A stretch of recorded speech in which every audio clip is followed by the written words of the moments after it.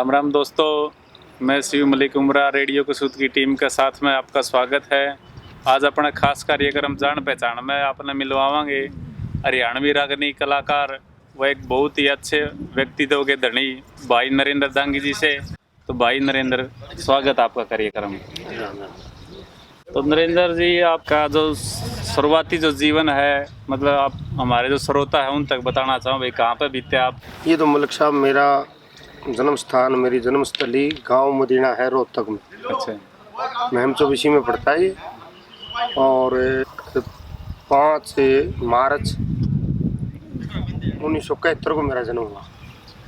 मेरे पिताजी पहले टीचर थे, बाद में नौकरी उन्होंने छोड़ दी थी किसी कारण से, और मैं गांव में ही पढ़ा हूँ। तो कहाँ तक आपने शिक्षा ग्रहण करी? 10वीं 10वीं गांव से की, फिर वेस्ट कॉलेज से जब मैं +2 में था तो हरियाणा पुलिस में सर्विस मिल गई। तो श्रोताओ, अपने जो कलाकार हैं ये संस्कृति के साथ साथ में वैसे भी समाज की सेवा कर रहे हैं, हरियाणा पुलिस में ये कार्यरत हैं। तो नरेंद्र जी, आपने जो रागनिया की जो मतलब लाइन है, ये सेतर लगा लो, या आपका मतलब शौक है, ये कब तक आप मतलब शुरू, आपका शौक कब से रहे हो? जैसे बचपन में थे, रेडियो में रागनी आती थी, खेत खलियान की भी, कृषि विभाग की और ये आती थी, तो वो रागनियाँ जब सुनते थे तो बड़ा अच्छा लगता था। फिर उसको जैसे रेडियो में आई थी वैसे ही गुनगुना के देखते थे। और जब गुनगुनाने में भी फिर आनंद आने लगा, तो इस लाइन से बड़ा जुड़ाव होता चला गया। कुछ बातें याद करते रहे।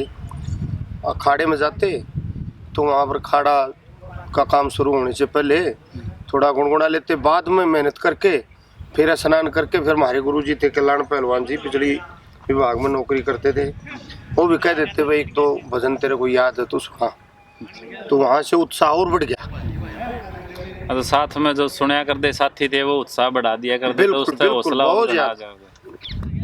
हरियाणा पुलिस में आप मतलब कब भर्ती हुए, कौन सी सन में? 9 जनवरी 90 को। 90, मतलब उससे पहले ही आप गाने लगे थे? उससे पहले ही मेरे को एक बार गांव में ही को फंक्शन था, लड़का हुआ था, वहाँ पर खड़ा हुआ मैं गाने के लिए। याद तो था पर थोड़ा थोड़ा डर लग रहा था। अनुभव नहीं था? अनुभव नहीं था, तो खड़ा होकर जैसे गाया तो थोड़ी कंपन थी। अच्छा। फिर एक और रागनी गाई, 2 रागनी उसने पहली बार मैंने गाई थी। उसके बाद थोड़ा थोड़ा दिल फिर खुलता चला गया, फिर हौसला बढ़ता गया। फिर तो धीरे धीरे तो आपने मतलब पहली बार बड़े स्टेज पे मतलब कहाँ मौका मिला गाने का, जहाँ पे मतलब 2-4 हजार आदमी बैठे सुनने लग रहे थे? पहली बार लगभग 1997 में। अच्छा। लाखन माजरा कंपटीशन था, उसमें वहाँ से पालीराम जी, रणबीर जी और काफ़ी कलाकार थे जो नाम चर्चित हैं समाज में। वहाँ पर एक भजन गाया था। अच्छा। जमुना पार रोज का जाना, दूंगी नंद के घरा उलाना, तेरी तरवा दूंगी खाल ने, तो माती जाती छेड़ो नंद के लाल। एक ही भजन का मौका मेरे को बड़ी स्टेज पे मिला था, तो मेरा उत्साह पालीराम जी ने भी और रणबीर जी ने भी बड़ा बढ़ाया। उन्होंने कहा भाई ये पहली बार गाता हुआ सुना है, अच्छा गाया है भजन। नरेंद्र जी, आप तो यह बात हमारे श्रोता तक पहुँचाना चाहो, जिस तरह अपने आमतौर पर समाज में एक देखा जाओ भाई, पहला जो प्रवृत्ति थी, अपने जो बुजुर्ग है, दादा हैं थे, परदादा थे, मतलब थोड़ा मतलब घर के ने कोई ऐसा बात शुरू में कही हो भाई ये तो मतलब गाना अपना काम को नहीं, अपना काम है खेती करना, कोई अड़चन आई हो इस प्रकार की घर की तरफ से, या समाज में किसी ने बोले हो कुछ? वैसे इस प्रकार की अड़चनें, समाज बदल गया है, उसके साथ तो पड़ सकती हैं जो आदमी कामयाब ना हो। मेरे को टाइम से ही नौकरी मिल गई थी। अच्छा। तो नौकरी मिल गई थी तो परिवार को भी पता था ये मतलब अव्यवस्थित तो होगा नहीं। हाँ हाँ हाँ, ठीक ठाक रहेगा। हाँ ठीक बात। हाँ, तो गाने तो इसको रोजगार शर्त तो हो गया, अब गाने तो इसको। पहले ये नहीं पता था हाँ इस प्रकार का भी हम गा सकते हैं। वे समाज इतना प्रोत्साहन दे देगा कि हम बार बार अपनी कला को निखारते रहे। तो इसमें आप जो आपका जो नौकरी का और इसका जो बीच का जो तालमेल है वो कैसे बढ़ाओ? मतलब इतना व्यस्त रहने के बाद में नौकरी मतलब बहुत ज़्यादा हिम्मत का काम है। वो थोड़ा ऐसे है कि हमारे अफसर साहिबान भी ये चाहते हैं भाई कोई पुलिस विभाग का कलाकार है तो अच्छा है। अभी अपनी जो हरियाणवी संस्कृति इसमें हाँ, आगे समाज में देने हाँ, लग रहा है। आगे और फोड़ता नहीं करता। हाँ, सबसे मुख्य कहीं बात पर तो ये बात नहीं आती कि भाई हरियाणा पुलिस का जवान है उसने ऐसे गाया ऐसे गा, नहीं, सामाजिक बातें गाते हैं। तो आपस में जो मुलाजिम होते हैं थोड़ा डबल ड्यूटी कर ले आदमी, हाँ हाँ, तो वो फिर तो उसमें टाइम मिल जाता है, आपस में मेल जोल से मेल जोल मिल जाता है। कुछ अफसर भी ऐसे मेहरबान होते हैं जो इस कला को ज्यादा रुचि रखते हैं, वो कह देते हैं भाई इसको फ्री कर दो। तो ऐसा कोई अफसर मतलब कोई एसपी रैंक का या कोई डीएसपी रैंक का कोई आपका कोई अधिकारी जो मतलब ज्यादा रुचि रखता हो? काफी, जैसे हवलदार भी थे, थानेदार भी थे, और डीएसपी साहब भी थे, एसपी साहब श्रीकांत जाधव जी, अच्छा, जिन्होंने प्रोग्राम करवाया था पुलिस लाइन में। पंकज नैन जी ने प्रोग्राम करवाया था, और एक वो आई जी बन गए हैं, उन्होंने भी करवाया था। बड़ा मान सम्मान दिया कि बड़ा अच्छा गाता है। तो नरेंद्र, जो आप मतलब एक स्टार्टिंग में गांव में गाने लगे, फिर धीरे धीरे मुख्य धारा में आए, तो जनता का तो देखो आपने साथ मिला ही मिला है। देखो पब्लिक है, पब्लिक के मतलब कलाकार ने उठाती है। मेरे गाने में खास तौर पर कई कलाकारों का भी बड़ा हाँ, योगदान। मतलब वो है, हम जानना चाहूँ अपने श्रोता थे भी कोई मतलब कलाकार है भाई ऐसा जो मुख्य रूप से भी आप? हाँ, जिन्होंने मेरा मतलब शुरू मदद में की, सहायता हाँ, करी। सहायता की। आजाद सिंह खांडा खेड़ी ने अच्छा बहुत मदद की। एक हास्य कलाकार था पवन दैया, अच्छा। उन्होंने भी मदद की। उसके बाद में मास्टर जी ने तो इतनी मदद कर दी, पूछो ही मत। हाँ हाँ, मास्टर बहुत जी ज्यादा। का तो हाँ, मास्टर वैसे जी ने तो आशीर्वाद है बहुत। अपने बच्चे की तरह मेरे को प्यार किया। और मैडम सरिता चौधरी, अच्छा, हाँ, 3-4 साल उनके सत्संग में भी रहे हम। बाद में हमने उधर से सिस्टम अपना अलग पार्टी हाँ, बना क्योंकि ली थी। शुरुआती दौर पे हम जिससे सुना करते तो आप सरिता चौधरी की आपकी बहुत सराहनीय हमने सुनी है। हाँ, हाँ, तो हमने उस बात वहाँ रहते हुए भी इस बात का ध्यान रखा कि कोई ऐसा शब्द ना हो जिससे सामाजिक ठेस भी पहुंचे और लोगों में गलत संदेश। हाँ, मतलब एक जो सीमित दायरा हो, आपने मतलब कभी भी हाँ, लांघने की बिल्कुल, कोशिश नहीं बिल्कुल। करी उससे। तो और आप जिस तरह मतलब हर कोई भी गायक है, कलाकार है, कोई मतलब एक प्रणाली होती है, तो आप मतलब जिस तरह इसमें भी बहुत सारे अपने जो पूर्व जो कवि हुए हैं, मतलब आप किस प्रणाली से संबंधित रखो? देखो, प्रणाली है मेरी पंडित लक्ष्मीचंद जी की। अच्छा मेरे गुरुजी हैं पंडित हरिराम शर्मा जी, अच्छा। उनके गुरुजी माईचंद जी, हाँ, और माईचंद जी के गुरुजी लक्ष्मी लक्ष्मीचंद। प्रणाली हो हम्म।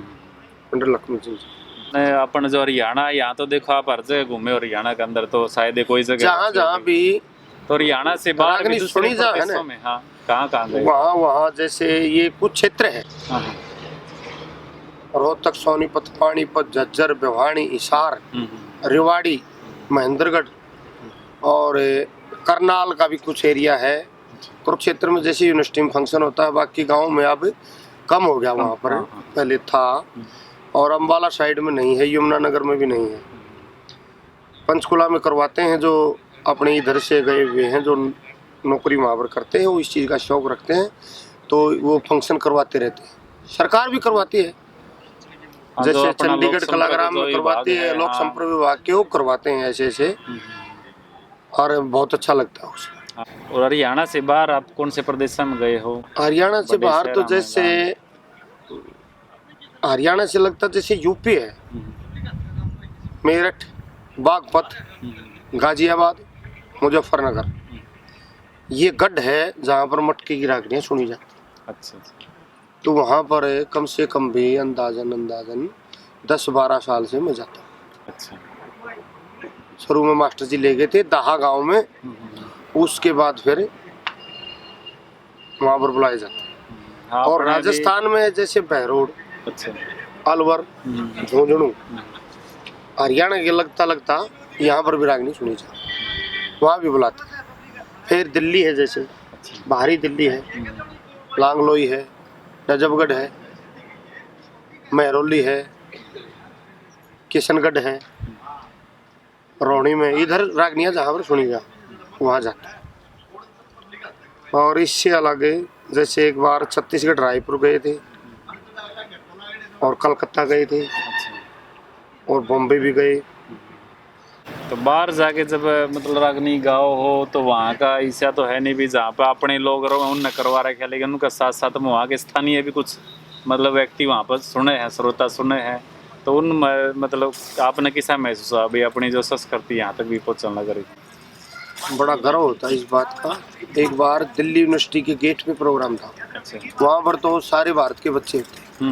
हाँ तो ये है शुद्ध उच्चारण जो हो ना, हाँ शुद्ध हिंदी जैसे हरियाणवी या शुद्धता करी जाए ना, हाँ तो उनको भी समझ में आया। हाँ जो स्टूडेंट थे दिल्ली यूनिवर्सिटी के, उन्होंने भी बैठ के ने और सुना है और फिर तालियां बजाई।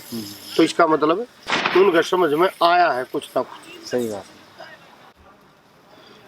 तो जी को जो बुजुर्ग अपने कवि है, दादा लक्ष्मीचंद होए, मांगेराम होए, बाजे भगत होए, जाटमीर सिंह होए, तो इनसे मतलब जुड़ी कोई सी बात, रोचक बात जो श्रोता तक ना पहुंची हो? आप तो जैसे मिलते रहो आपस में, कलाकार है सब है, जो आपके गुरुजी हैं उनके गुरुजी, आप उनसी प्रणाली हो, कोई सी बात जो बताना चाहते हो? देखो, रागनियाँ ऐसी चीज है, इससे बड़ा ज्ञान मिलता है अगर बारीकी से उसको देखा जाए तो। समझना, जो कलाकार है उसको इस प्रकार से रागनी को सुनाना चाहिए, बताना चाहिए कि नई पीढ़ी है जिसको नहीं पता कि राजा नल कौन था, नौटंकी का किस्सा क्यों बनाया, पद्मावत का क्यों बनाया, उनका किसी और जीव के ऊपर किसी उदाहरण देके और बारीकी से जब हम समझाएंगे ना, तो जो युवा पीढ़ी है ना वो भी इसके साथ आई, उनकी रुचि बनेगी, उनकी रुचि बनेगी। बताना बहुत जरूरी है। जैसे राजा नल में एक बात कह रखी है, ये वरुण अंदर यम अग्नि देवता चारों मिल के न चले, सबके मन में यही चाव के दमयंती मुझको बैले, ये भी गुमान हमारे रहते कौन मनुष्य जो प्रणा ले, परारब्ध उद्योग करे बन कौन शख्स पदवी पाले। तो पंडित जी ने यहाँ पर कितना अच्छा बोल लगा, परारब्ध। परारब्ध माने भाग्य, पिछले जन्म में किया हुआ अच्छा कर्म वो यहाँ पर आके भाग्य बन के हमारा साथ दे। उद्योग का मतलब है परिश्रम, भाग्य भी साथ दे और हम परिश्रम भी करें, जब सफलता मिलेगी। जब भाग साथ नहीं देगा, अकेला परिश्रम होगा। एक जमींदार आदमी है, सारा दिन हल जोता, उसको रोटी नसीब नहीं। एक लड़का कंप्यूटर चलाता है, वो वहां पर शेयर बाजार के सारे को घेर रहा है, तो उसका भाग्य भी साथ दे रहा है, वो परिश्रम भी कर रहा है। वो किसान है, उसका भाग्य बेचारे का साथ नहीं दे रहा, वो परिश्रम कर रहा है। दोनों का जब मेल होगा ना, प्रारब्ध और उद्योग का, तो जब सफलता मिलती है। यानी दादा लक्ष्मीचंद ने अपनी हर बात के अंदर जीवन से जुड़ी कोई न कोई मतलब रहस्य। बिल्कुल बिल्कुल बिल्कुल। देखो, देवता गए थे, शादी करने के लिए गए थे, उनमें गुमान था, अहंकार था कि हम जाएंगे तो दमयंती हमने बुरेगी, लेकिन बुरा किसको? राजा नल को। तो समझाया कि अहंकार तो अगर देवता भी करेगा ना, तो उसका भी नहीं चलेगा, गुमान नहीं करना चाहिए। हाँ। बहुत सी बातें आजकल समाज में जो खासकर है, जैसे जीवन में मित्र बड़ी साथी होती है, स्त्री बड़ी मित्र होती है, लेकिन उससे भी अलग एक हटके हम लगाव बढ़ाते हैं समाज में किसी से जिसको मित्र का दर्जा दिया गया, संज्ञा दी गई। तो आजकल हमारे समाज में मित्रता खत्म होती जा रही है, मित्रता खत्म होती जा रही है। बिल्कुल सही। और मित्र ही धोखा देता है, और मित्र आगे बढ़ा दे।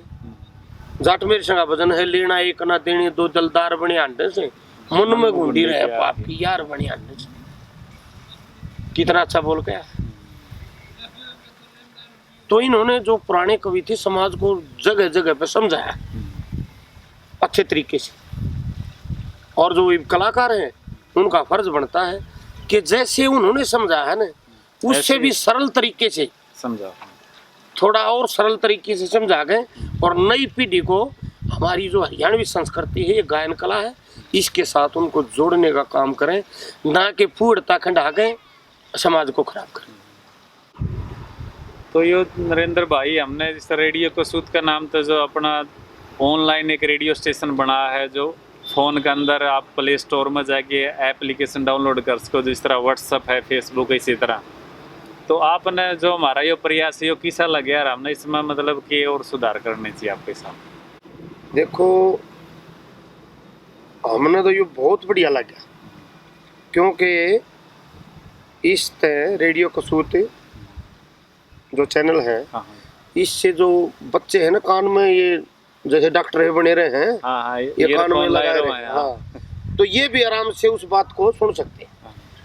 जब वैसे कहीं पर ये चल रहा होगा तो नहीं सुनेंगे, और जब कान में लगी होगी और वो चीज आएगी तो उनके कानों में पड़ेगी। हाँ, इंटरनेट का जमाना आ गया, हाँ, इंटरनेट का जमाना है, तो वो बारीकी से उसको सुनेंगे जब उनको पता चलेगा। जैसे फिर इसमें किस्से, कहानियां, चुटकुले भी होंगे। हाँ हाँ जी, तो नए बच्चे जो चुटकुले सुनना बड़ा पसंद करें, हाँ, तो चुटकुले सुने तो और ज्यादा इसके तरफ झुकाव होगा उनका, बच्चों का, जो अपनी हरियाणवी संस्कृति और ज्यादा फैलेगी, और ज्यादा फैलेगी। बहुत ही बढ़िया आपका एक कदम है, और मैं तो जितने भी कलाकार साथी हैं सभी से यही कहूँगा भाई, जो भाइयों ने ये चलाया है रेडियो कसूत चैनल, ये जहाँ भी आपको बुलाएं, जैसी भी आपकी मदद चाहें, इनकी मदद करनी है और अपनी संस्कृति को आगे बढ़ाना। धन्यवाद जी, बहुत बहुत आपका कीमती समय। राम राम भाई।